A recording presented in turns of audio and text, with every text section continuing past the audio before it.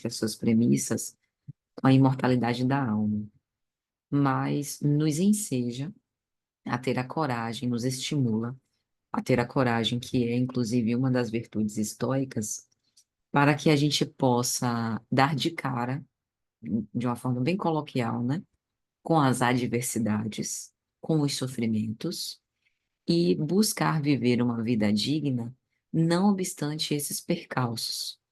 Então, quando o espírito protetor fala para a gente de que não nos devem importar as adversidades, é lógico que a gente entende que isso não significa pura e simplesmente o fato da gente fingir que não se importa, né?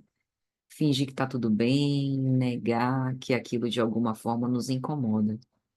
Mas a reflexão é mais ou menos a seguinte: já que nós podemos extrair uma utilidade das adversidades e do sofrimento, que façamos, que atribuamos um sentido a isso, para que possamos viver. Só que o que que acontece? Não norteados por uma filosofia moral que nos leve ao aprimoramento, como o espírito protetor sugere, né? Ele fala de uma vida significativa, de uma vida perseverante, de uma vida com esperança, graças a uma vida com sentido para o aperfeiçoamento moral.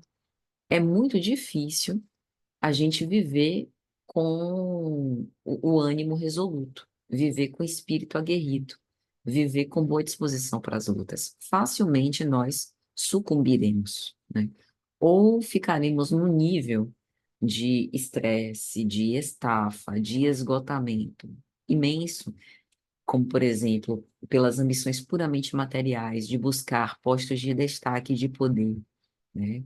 Sem necessariamente um norteamento ético para as nossas relações, muitas vezes puxando o tapete dos outros, né? Utilizando até, por vezes, de atitudes ilícitas para poder ocupar esses postos de poder e nos manter nesses postos de destaque e de poder, ou então a gente simplesmente joga a toalha e desiste de tudo. Então, observe que uma filosofia que ancore com valores e que confira um sentido à nossa existência é necessário. Então, se a gente observa, né, vamos olhar assim só para esse fascículo, digamos assim, da nossa vida imortal, o nascimento, o espaço entre o nascimento e a nossa morte, né? O que pode tornar essa vida uma vida verdadeiramente significativa?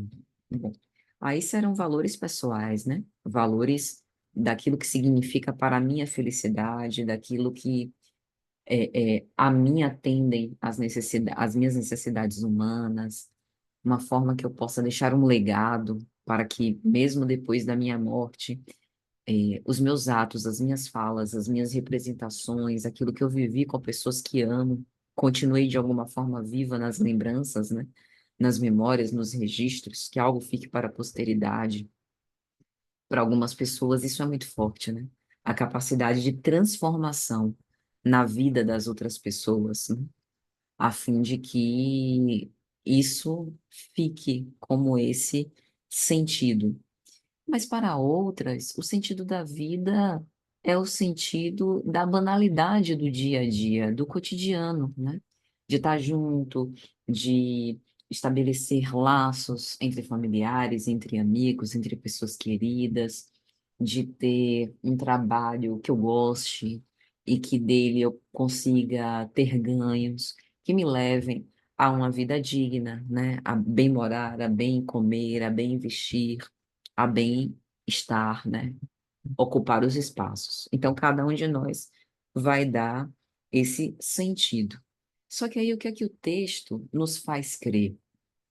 Ora, se nós pensamos numa vida significativa, numa vida valorosa, numa vida que Mário Sérgio Cortella, filósofo brasileiro, diz, uma vida que não é pequena, uma vida que não é medíocre, né? Uma vida significativa, a gente está pensando em uma vida que é recheada de fé, mas não exatamente no sentido religioso, embora o texto a isso nos compila a pensar, né? A isso nos induza, mas uma fé no sentido mais amplo, no sentido de realmente saber que é mais do que querer, que aquela vida não foi criada ao acaso, que a nossa vida, a nossa existência, ela não é fruto de um equívoco, né? Existe uma razão e existe espaço para que nós confiramos novas razões à própria razão da vida. Ou seja, para que nós, nesse aprimoramento moral, possamos nos surpreender a cada dia pela expansão das nossas capacidades de viver, né? E de conferir sentido. Então, pensar sobre isso é interessante, porque essa ciência, né, esse conhecimento, essa fé, esse acreditar, essa confiança, segundo o Espírito Protetor nos elucida, é a base de todos os gestos significativos e transformadores da nossa vida refletidos na caridade. Porque nós espíritas entendemos a caridade como o amor em ação, como a prática das leis morais de Deus, né? Como o exercício de todas as virtudes que a gente admira em Jesus, como o mais elaborado e o que está ao nosso alcance fazer no nosso atual estágio de humanidade para tornar a nossa vida significativa. E aí ele frisa que deveria ter dito que é impossível uma vida virtuosa, uma vida caridosa, uma vida perseverante, uma vida de esperança sem fé.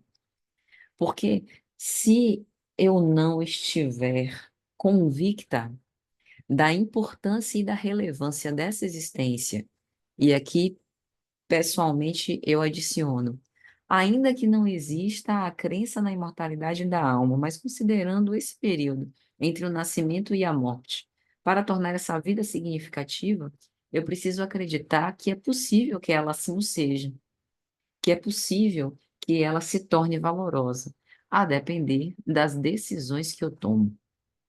Isso é interessante, porque não dependem das circunstâncias que se apresentam, né? O estoicismo nos ensina isso, a manter o nosso foco sobre as ações que nós temos controle e não aquelas que são objeto da natureza. Para os estoicos, a natureza é um conceito que tem a ver com as circunstâncias, as conjunturas, as condições, né? Então, é possível ter uma vida significativa independente das condições, porque em maior ou menor grau nós teremos o controle sobre a forma como nós reagimos às condições colocadas em a natureza, e é isso que é o nosso papel, e é isso que poderá tornar, né, a nossa vida significativa. E aí, na primeira carta de João, capítulo 5, versículo 4, ele diz: Porque todo que é nascido de Deus vence o mundo. E esta é a vitória que vence o mundo, a nossa fé, né? Ser nascido de Deus, a primeira coisa que me ocorre, né, quando eu falo e ouço isso, é o fato de lembrarmos, recordarmos a gênese espiritual. Ter nascido de Deus, essa causa, né? Causa incausada que nos fundou, digamos assim, como espíritos imortais. Fomos nascidos dele e, portanto, temos em germe todas as virtudes que iremos desenvolver e que promanam dele. O amor que nós expressamos de que somos autores não é nosso, provém de Deus. A paciência que estamos exercitando não é nossa, né? Veio de Deus. A temperança, a tolerância, o respeito, a gentileza, né, a misericórdia, a compaixão, tudo veio de Deus. E por que que aquele que é nascido de Deus vence o mundo? Porque está acima das vicissitudes materiais, está de passagem, não pertence ao mundo. Portanto, o mundo não pode sucumbi-lo. É bem verdade que, ao contato com as tentações, muitas vezes nós nos sentimos desgastar, nos sentimos enfraquecer, né? Às vezes caímos, Muitas vezes até sucumbimos, mas não nos aniquilamos de todo, né? Tem uma epístola de Paulo que ele vai falar sobre isso. Eu não vou me lembrar exatamente os termos, mas ele fala angustiados, mas não aniquilados, né? Então ele dá ele faz um jogo de palavras justamente para nos recordar disso. O mundo oferece-nos tentações para tentar minar as nossas forças. E é importante que assim o seja, porque as tentações ou as provações são preparações para o exercício do desenvolvimento das nossas virtudes. Mas é fato que nós venceremos o mundo. Jesus nos disse isso. Mas tem de bom ânimo, porque eu venci o mundo, por conta da procedência divina, que também é nossa procedência divina, né? Então, passaremos deste mundo. O mundo pode se extinguir, o mundo pode passar, mas nós não passaremos. Nós perseveremos. A nossa existência teve um marco, um início, mas viveremos, né? Até quando Deus o quiser. Então, quando João diz que esta é a vitória que vence o mundo, a nossa fé, é também uma recordação para que nós não nos esqueçamos da nossa procedência divina, que deve abastecer a nossa confiança em Deus, a nossa confiança na nossa força, nas nossas francas capacidades de evoluir e de progredir sempre. E provas, crises, dificuldades sempre haverão, mas o nosso testemunho, que a gente chama de testemunho cristão, é justamente esse: calcados na fé, suportar as pedradas, né? As cipuadas, nos levantar depois de cada vacilação, depois de cada enfraquecimento, depois de nos sentirmos cansados e precisar do repouso, voltar às lutas. Na Epístola de Paulo aos Hebreus, capítulo 11, no primeiro versículo, ele diz: a fé é a garantia dos bens que se esperam, a prova das realidades que não se veem. Fé se sente, fé não dá para explicar, né? A fé, ela é mãe da esperança e da caridade, assim o Evangelho nos diz. A fé é uma certeza, é uma convicção. E de onde vem essa certeza, essa convicção? É uma graça com que Deus premia os seus eleitos? É uma conquista, mas é uma conquista que está muito relacionada com a clareza sobre de onde nós viemos. A fé só é possível por conta da nossa procedência, que é divina.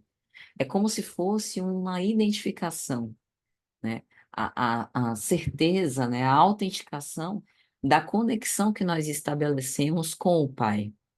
E, portanto, a certeza de que tudo que nos ocorre não ocorre sem a sua anuência. A fé é essa confiança na bondade de Deus, na sua magnanimidade, na sua onipresença, né? Na imortalidade da alma, nas leis divinas. Tá passando uma novelinha num canal, eu não vou saber qual é o canal ao certo, mas é uma novelinha sobre os livros de Esther, né, do Antigo Testamento. E ontem teve uma cena bem legal que o rei, que não tem crença em Deus, né, Esther ensinou ele a orar, né? E aí foi muito interessante o diálogo. Ele diz, ele é gentil, né? Ele diz, mas eu não sei o que é orar. Aí Esther diz, você precisa conversar com Deus, acreditando que Ele pode te ouvir. Isso é fé, né? Nós sentimos a presença de uma força, de uma inteligência, de um super ouvido que acolhe as nossas súplicas, né? A gente tem a vívida impressão, mesmo não vendo, com os olhos materiais, que tem alguém prestando atenção, que não são palavras ao vento, que a gente não está falando com a porta, com a parede. Alguém nos escuta, né? Alguém recebe aquela mensagem, aquela súplica, aquele louvor e guarda. E muitas vezes responde. Às vezes responde através de uma mensagem que a gente abre, entre aspas, ao acaso.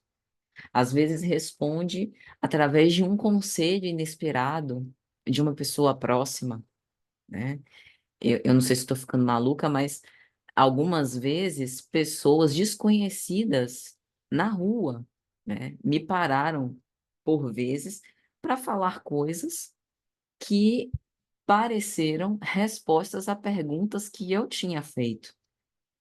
Na minha fé, Deus usou aquela pessoa que nem me conhecia como instrumento daquilo, da pergunta que eu, na resposta que eu buscava, da orientação, seja lá o que for.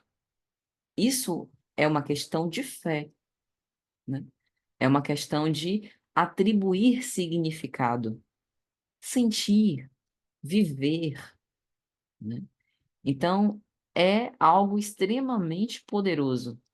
E o espírito protetor nos diz que é tão poderoso porque é isso, efetivamente, que nos leva ao amor em ação. Ele chega a dizer que não é que ele duvide que as pessoas que não têm fé não sejam caridosas ou não possam ser caridosas ou não tenham atitude de caridade. Mas quando ele cita os mártires, ele está falando aqui, ó, a gente está falando de amor e amor, sem querer diminuir um em relação ao outro, mas o que eu estou dizendo é, chega um ponto que para amar muito, para amar com entrega, para amar de verdade, para amar a ponto de dar a própria vida, seja literalmente, seja simbolicamente, só com fé. Não tem, a caridade sem fé tem um limite. Pode-se fazer ações muito louváveis, né, que vão beneficiar a si mesmo, a quem o pratica, e as pessoas a quem esses atos são endereçados. Mas chega um ponto que essas boas ações, essa benevolência, essa indulgência, esse perdão só é possível. Chega um estágio que aqui a gente está falando de um amor diferente. É um amor calcado nessa fé. E foi Tiago, na sua primeira carta, capítulo 2, versículo 26, que disse: Como o corpo sem o sopro de vida é morto, assim também é morta a fé sem obras. Então, assim como os grandes gestos de desprendimento, de abnegação, de renúncia, de caridade, é patrocinado pela fé, eu não posso, é incongruente que eu me afirme uma pessoa de fé sem testificar a fé, sem obras, sem evidências. É como alguém que me diz, eu te amo e me maltrata, né? E me trata com indiferença. Não tem obras. As obras, nesse caso, contradizem as palavras. E essa analogia que Tiago faz é muito bonita, né? Ele faz a analogia, da fé sem obras com o corpo sem vida. Ou seja, não tem atividade, né? Não tem ação, nada produz, não tem sentido, não tem vida, não tem esperança, não tem possibilidades, não tem desenvolvimento, não tem crescimento, não tem atividade. A ausência de vida é a cessação de todo movimento, né? De todo sentido.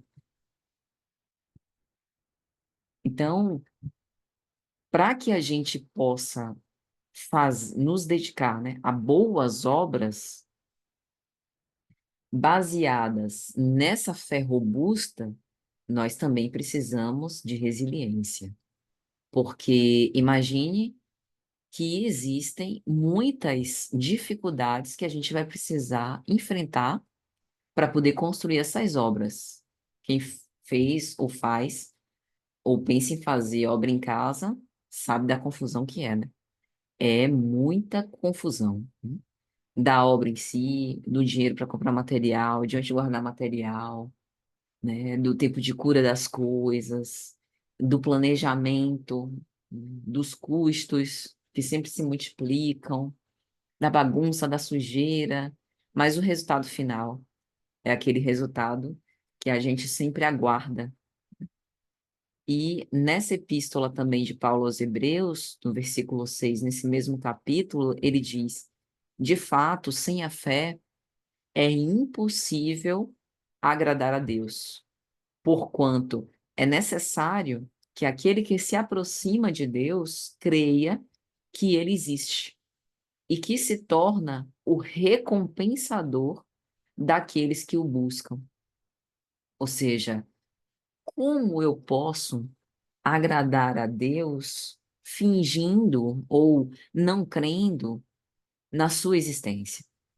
E pela sua existência, a gente não está falando nem só da existência de Deus, mas não crendo na manifestação dos seus atributos, dos atributos pelos quais ele é conhecido. Todo bondade, todo justiça.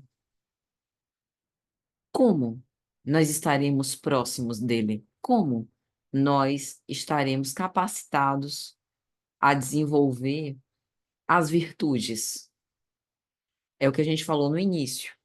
Eu posso viver uma vida ética sem fé em Deus, mas algum nível de fé é necessário, ainda que seja a fé em mim mesma. Não, eu quero viver uma vida ética porque eu tenho fé nos meus preceitos morais. Eles não estão ancorados em nenhuma religião. Eu nem acredito que Deus exista. Eu acho que a minha existência é o puro acaso da sorte. Mas eu quero viver uma vida ética porque eu acredito que isso seja o correto. Isto está coadunado com os meus valores. É possível. Mas o que Paulo fala, né, na verdade, de agradar a Deus, não é exatamente como nós pensamos agradar os homens, né? Ah, eu vou fazer todas as vontades de Jússi, porque ela estará agradada de mim. Nesse sentido, agradar a Deus significa cumprir a sua vontade. Então, é possível viver uma vida ética sem crer nele, mas em crendo nele e transformando todas as nossas ações em práticas daquilo que ele ensina, a gente alcança um novo nível ético, que só é possível com fé. Por quê? Porque é como num jogo em que a gente desbloqueia as vidas ou as fases ou as novas possibilidades. Deus retribui, recompensa aqueles que o buscam nesse sentido. Não é que ele vá nos dar uma medalhinha de honra pelo fato da gente ser bom menino, mas é como se nós, uma vez tendo pedido a capacidade de expansão e desenvolvimento da nossa paciência, do nosso amor, da nossa tolerância, da nossa misericórdia, ele, como Pai zeloso que é, nos atende. E aí a gente pensa, que uso nós temos feito da nossa fé? Como a nossa fé nos serve? Por exemplo, a ideia de que Deus existe tem nos dado mais esperança para a consecução das nossas atividades, ou nós temos cada vez mais perdido essa esperança? A fé que nós temos, né, ela tem nos levado a expandir as possibilidades de apoio mútuo nas nossas relações, ou tem nos levado a desistir mais dessas mesmas relações? É algo interessante da gente pensar, porque voltando à Epístola de Tiago, a fé sem obras é uma fé morta. Então, quando a gente fala do exercício da fé, perceba, nós não estamos nem de longe nos restringindo aos círculos espirituais, religiosos. Ah, é um homem de fé, pois vai à igreja toda semana, todos os domingos. Ah, é um homem de fé, pois faz as suas orações todos os dias. Não, é um homem de fé porque tem esperança na humanidade, porque participa ativamente da vida política da sua comunidade, porque respeita as leis dos homens, visto que elas servem à regulação das relações sociais e estão abaixo das leis de Deus. E esse é um exercício, todos esses são um exercício de fé, né? Porque não se permite ofender por uma boca acostumada a escarnecer, como a mensagem do início, porque pacifica frente à violência. Isso é um exercício de fé. Porque assim, nós somos humanos, eu tiro por mim, né? Uma pessoa fustiga o meu juízo, eu sinto raiva. Dá vontade de falar várias impropriedades para a pessoa. Às vezes eu não falo porque eu não tenho dinheiro para pagar o advogado, né? Por medo de processo. Mas que dá vontade, dá. Mas o freio, além da falta de dinheiro para pagar o advogado e o medo do processo, é também moral. É também de ordem da fé. Vale a pena a gente ingressar nesse tipo de discussão, é dar um sentido relevante ao tempo que me foi designado como espírito imortal nessa existência? Então, esses são exercícios de fé. E aí não tem como a gente não lembrar da parábola do grão de mostarda, porque a fé é algo que cresce. A fé não é uma medalhinha, né, uma insígnia, algo que foi, enfim, com que nós fomos condecorados e que fique estanque. A fé é dinâmica.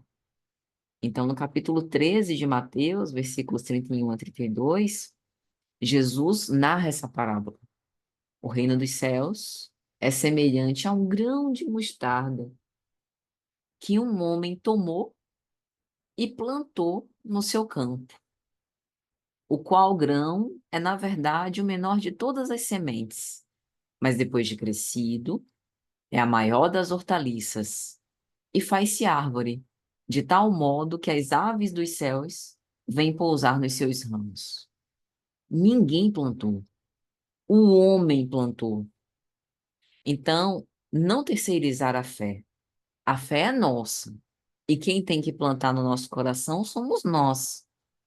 Ah, eu estou esperando aqui, né, um sinal dos céus, uma mensagem de Deus, um enviado celeste. Eu ouço isso às vezes na clínica. Algumas pessoas que sentem a sua fé mais enfraquecida por conta de um luto, por conta de uma decepção, por conta de uma desilusão. E aí diz, né? Não, mas esses atuais representantes, eu tento sentir alguma coisa quando eu vou ao culto, quando eu vou à igreja, quando eu vou ao templo orar, e não sinto nada. Eu fico imaginando assim, como é que as pessoas imaginam que isso ocorre? Alguém vai falar algo extraordinário que vai destravar todas as portas trancadas na minha cabeça e tudo vai fazer sentido, né? Alguém vai me dizer algo tão encantador que vai comover as fibras mais íntimas do meu coração e eu vou chorar convulsivamente em meio àquela catarse, a fé vai nascer? Não, não. É uma decisão íntima de envolvimento com a palavra. É lógico que existem intermediários excelentíssimos, né? Por exemplo, Estevão. Poxa, eu imagino, né, nas preleções de Estevão, quantas almas tocadas, né, quantas almas sensibilizadas pela inteligência, ao mesmo tempo pela simplicidade, né, pela pureza, pela poesia, pela força com que ele fala desse amor ao Messias, né? Desse alto significado do Messias para a humanidade, do Messias para a renovação das esperanças humanas, das esperanças de todo um povo, das esperanças de uma humanidade. Então é lógico que há. Mas se nós formos esperar por um Estevão, a fim de que o nosso coração seja intimamente tocado, nós estamos terceirizando a ele uma responsabilidade que é nossa. O reino dos céus é semelhante a um grão que um homem tomou. Então, o homem foi lá, cavucou, catou a semente. Ele buscou, ele foi atrás. Ele prospectou a semente, é essa aqui, e plantou no seu campo. É uma ação pessoal.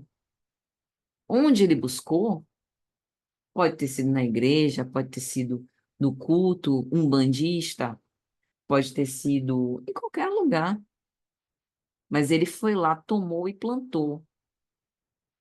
E no que ele fez isso, operaram aí as forças celestes, porque o grão plantado no campo vem a alternância dos climas, a mudança do tempo, a chuva, o sol, e aquela que era a menor de todas as sementes, né, desabrocha e cresce.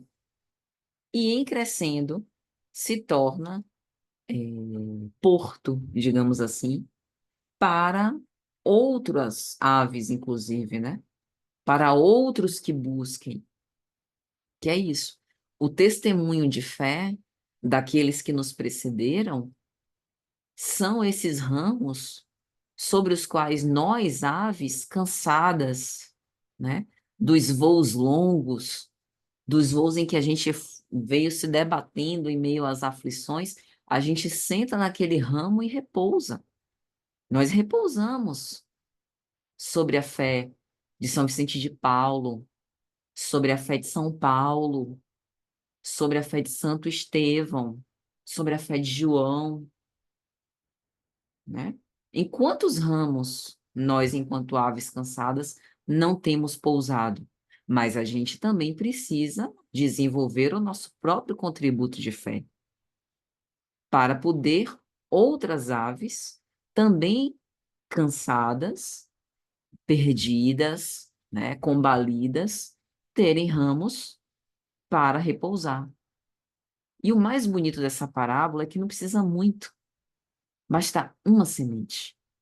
Uma semente é suficiente. Uma semente que germina, uma semente que cresce, uma semente que é tomada. Se tiveres fé do tamanho de uma semente de um grão de mostarda, disse Jesus. Então, tipo assim, é, lembra da cena da multiplicação dos pães e peixes?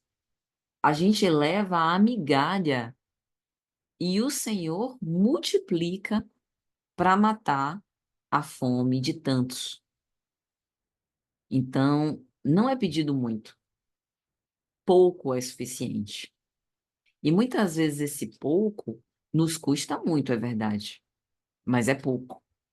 É aquele pouco de não violentar as convicções alheias, é o pouco de não buscar ter sempre razão em tudo, é o pouco de silenciar para não iniciar um bate-boca, é o pouco de... Eu vi uma frase de Angelina Jolie ontem, né? O mundo carece mais de ações do que de palavras. Eu nunca vi uma palavra matar a fome de ninguém. Tiago, a fé sem obras é morta. E o interessante é que, assim, as nossas palavras falam sobre nós, muitas vezes as palavras denunciam, né? Estruturas psicológicas, formas de pensamento, crenças, mas os nossos atos gritam sobre nós. Nós somos uma constelação de atos. Se a gente quiser conhecer alguém, basta parar para observar os seus atos. Há ali uma amostra real. Se a gente for ouvir os pensamentos daquela pessoa, a gente tem uma amostra. Mas os atos, esses, né, são indiscutivelmente o retrato de quem nós somos. Então, é isso. Pedro, na sua primeira epístola, também vai dizer: alcançando o fim da vossa fé, que é a salvação das vossas almas. A finalidade da fé. A que a fé serve? A salvação das almas. Veja como as coisas estão ligadas, né? Se a fé é passaporte para os grandes gestos de caridade, e se fora da caridade não há salvação, a fé patrocina a nossa salvação. E é lógico que aqui a gente está falando de uma fé vitoriosa pela ação, seja ela em que reduto religioso for. E para finalizar, meus amigos, eu trouxe aqui uma história, que é uma história que eu gosto bastante, tenho certeza que vocês também gostam, que é a história de Abraão e seu filho Isaque. Gênesis capítulo 22. E aconteceu depois dessas coisas que provou Deus a Abraão e disse-lhe: Abraão, e ele disse: Eis-me aqui, Senhor. E Deus disse: Toma agora o teu filho, o teu único filho, Isaque, a quem amas, e vai-te à terra de Moriá, e oferece-o ali, em holocausto, sobre uma das montanhas que eu te direi qual é. Então se levantou Abraão pela manhã, de madrugada, albardou o seu jumento, tomou consigo 2 de seus moços e Isaque seu filho, cortou lenha para o holocausto, levantou-se e foi ao lugar que Deus lhe dissera. Ao terceiro dia, levantou Abraão os seus olhos, viu o lugar de longe, e disse ele aos seus moços: Ficai-vos aqui com o jumento, eu e Isaque iremos até ali, e havendo adorado, tornaremos a vós. E tomou Abraão a lenha do holocausto, pô-la sobre Isaque seu filho, e ele tomou fogo e o cutelo na sua mão, e foram ambos juntos. Então Isaque falou a Abraão, seu pai: Meu pai, eis-me aqui, meu filho. Eis aqui o fogo e a lenha. Mas onde está o cordeiro para o holocausto? E Abraão respondeu: Deus proverá para si o cordeiro para o holocausto, meu filho. E assim eles caminharam. Quando chegaram no lugar, estendeu Abraão sua mão, tomou o cutelo para imolar o seu filho. Mas o anjo do Senhor disse: Abraão, não estendas a tua mão sobre o teu filho, e não lhe faças nada, porque agora sei que temes a Deus, e não negaste o teu filho, o teu único filho. Eis aqui o carneiro para imolar. Olha só, o único filho, né, na história de Abraão, o filho desejado, o filho, né, que Sara teve aquela labuta para poder engravidar, já em idade avançada. E Abraão tinha certeza que, sendo feita a vontade de Deus, aquilo era justo. E haveria alguma resposta, mesmo não sabendo qual era. Isso é fé. Eu não faço a menor ideia do que Deus está arrumando para mim com isso, mas me submeto. Eu, sinceramente, ainda não tenho essa fé, mas minha sementinha está plantada no campo. Uma hora ela há de dar bons ramos, né?